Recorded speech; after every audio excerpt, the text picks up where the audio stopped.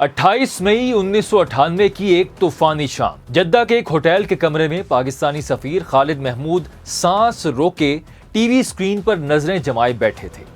پاکستان نے ابھی چاغی کے پہاڑوں میں ایٹمی دھماکے کر کے دنیا کو ہلا دیا تھا اور دوسری طرف امریکہ غصے سے آگ بگولا ہو کر اسلام آباد پر سخت معاشی پابندیاں عائد کر چکا تھا۔ ہتھیاروں اور فنڈز کی سپلائی مکمل بند تھی۔ حالات اتنے شدید اور نازک تھے کہ اسلام آباد سے سرکاری ہدایت کا انتظار کرنے کی بجائے سفیر خالد محمود نے معمول کے سارے طریقے، قواعد و ضوابط اور بیوروکریسی کے پروٹوکول کو ایک طرف پھینک کر ایک ناقابل تصور خطرہ مول لیا۔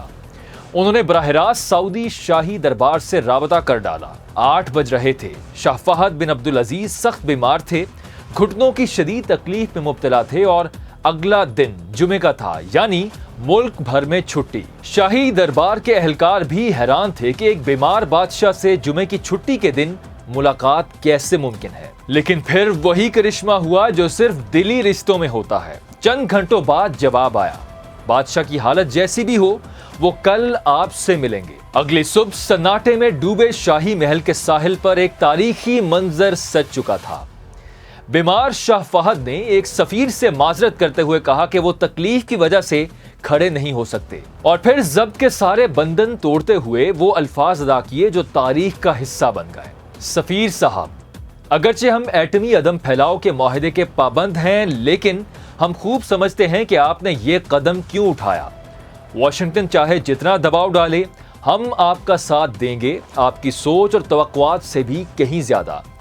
اور پھر کیا ساتھ دیا، یہ بھی تاریخ کا حصہ بن کر امر ہو چکا ہے۔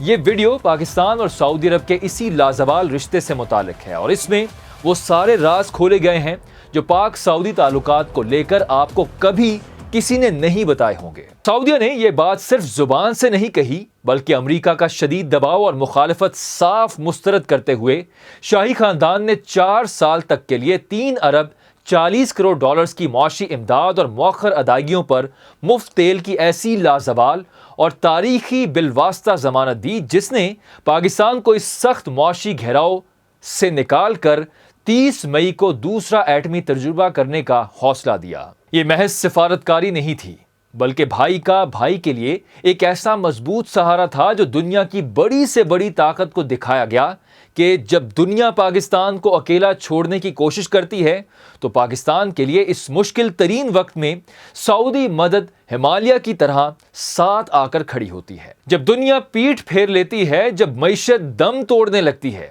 اور جب ایٹمی دھماکوں کے بعد عالمی پابندیوں کا طوفان پاکستان کو گھیر لیتا ہے، تو سعودی عرب پاکستان کے ساتھ کھڑا دکھائی دیتا ہے۔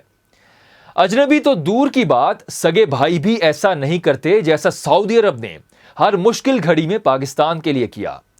یہ کہانی صرف چند ارب ڈالرز کی نہیں، بلکہ 1947 سے لے کر 2026 تک پھیلی ایک ایسی لازوال داستان محبت ہے جو آپ کے رونگٹے کھڑے کر دے گی۔ یہ رشتہ آج کا نہیں ہے، اس کی بنیاد اس وقت رکھی گئی تھی جب پاکستان دنیا کے نقشے پر ابھر رہا تھا۔ سال 1947 میں جب پاکستان قائم ہوا تو سعودی عرب ان چند اولین ممالک میں شامل تھا جس نے پاکستان کو فوری طور پر تسلیم کیا اور سیاسی، معاشی اور سفارتی سطح پر گلے سے لگایا۔ پھر جب 1965 اور 1971 کی جنگیں ہوئیں، پاکستان بقا کی جنگ لڑ رہا تھا، تو سعودی عرب نے نہ صرف سفارتی محاذ پر عالمی سطح پر پاکستان کا کھل کر ساتھ دیا، بلکہ مالی اور عسکری میدان میں بھی بھرپور پیٹھ تھپتھپائی۔ اس کے بعد 1970 اور 1980 کی دہائی میں پاکستان جب بھی معاشی بحران کی دلدل میں پھنسا، سعودی عرب نے ریالوں کی برسات کر کے پاکستان کی ڈوبتی معیشت کو سہارا دیا۔ اب بات کرتے ہیں سال 1998 کی، جب پاکستان نے ایٹمی دھماکے کیے۔ پوری دنیا پاکستان کی دشمن بن گئی، کڑی اقتصادی پابندیاں لگا دی گئیں، لیکن ایسے میں سعودی عرب نے ایک ایسا تاریخی فیصلہ کیا جس نے دنیا کو حیران کر دیا۔ سعودی عرب نے نہ صرف پاکستان کے ایٹمی طاقت بننے کے فیصلے کا دفاع کیا، بلکہ پابندیوں کے اثرات سے بچانے کے لیے پاکستان کو مفت تیل کی فراہمی کا وعدہ کیا۔ یہ وہ وقت تھا جب اس مفت تیل نے پاکستان کی معیشت کو گرنے سے بچایا۔ سعودی عرب صرف معاشی بحرانوں کا ساتھی نہیں بلکہ قدرتی آفتوں میں بھی سب سے پہلے پہنچنے والا مسیحا ثابت ہوا۔ سال 2005 کے ہولناک زلزلے کے دوران جب کشمیر اور خیبر پختونخوا میں زمین کانپی تو سعودی عرب نے فوری طور پر دل کھول کر مالی امداد دی، خیمے، خوراک اور طبی سامان بھجوایا اور متاثرہ علاقوں میں فیلڈ اسپتال قائم کر کے ہزاروں جانیں بچائیں۔ اسی طرح 2010، 2011 اور 2014 کے تباہ کن سیلابوں کے دوران جنہیں پاکستان کی تاریخ کے بدترین سیلاب قرار دیا جاتا ہے، سعودی عرب نے بڑے پیمانے پر امدادی سرگرمیاں انجام دیں۔ کروڑوں ڈالرز کی مالی مدد کے علاوہ ہزاروں ٹن خوراک، پینے کا صاف پانی اور موبائل میڈیکل یونٹس پاکستان بھیجے۔ پھر سال 2018 کے معاشی بحران میں جب پاکستان ڈیفالٹ کے دہانے پر تھا تو سعودی عرب نے 6 ارب ڈالرز کا بھاری امدادی پیکج دے کر پاکستان کے زر مبادلہ کے ذخائر کو مستحکم کیا۔ سال 2022 کے شدید سیلاب کے دوران سعودی عرب نے ایک بار پھر اپنی برادرانہ وابستگی کا عملی مظاہرہ کیا اور فضائی راستوں سے ہزاروں ٹن امدادی سامان پہنچایا۔ ان کا فلاحی ادارہ King Salman Humanitarian Aid and Relief Centre آج بھی پاکستان کے پسماندہ علاقوں میں صاف پانی، خوراک اور طبی سہولیات فراہم کرنے کے لیے 24 گھنٹے متحرک ہے۔ اور بات یہیں ختم نہیں ہوتی، بلکہ سعودی عرب نے پاکستان میں پولیو کے مکمل خاتمے کے لیے 500 ملین ڈالرز کی خطیر رقم فراہم کی اور سال 2026 کے شدید توانائی بحران کے دوران پاکستان کو تیل کی مسلسل فراہمی یقینی بنا کر ملک کو اندھیروں میں ڈوبنے سے بچایا۔ سعودی عرب کی یہ محبت صرف بڑے بحرانوں تک محدود نہیں ہے، بلکہ یہ ہر سال ہمارے گھروں تک پہنچتی ہے۔ ہر سال رمضان المبارک کے مقدس مہینے میں سعودی حکومت کی طرف سے پاکستانی عوام کے لیے کئی سو ٹن اعلیٰ معیار کی کھجوریں بطور تحفہ بھیجی جاتی ہیں۔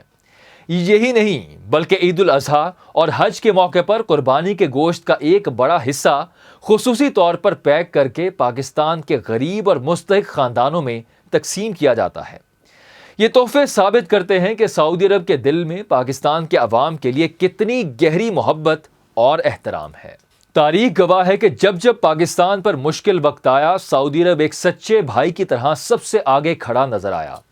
لیکن اب سوال یہ پیدا ہوتا ہے کہ عالمی سیاست کے بدلتے ہوئے منظرنامے میں جہاں مفادات سیکنڈز میں بدل جاتے ہیں، کیا پاکستان اور سعودی عرب کا یہ مثالی اور بے لوث رشتہ آنے والی دہائیوں میں بھی اسی طرح مضبوط رہے گا؟ اور کیا پاکستان کبھی معاشی طور پر اتنا خود کفیل ہو پائے گا کہ اسے دوبارہ کسی برادر ملک سے مدد نہ مانگنی پڑے؟ آپ کی اس بارے میں کیا رائے ہے؟ نیچے کامنٹ سیکشن میں ضرور بتائیے۔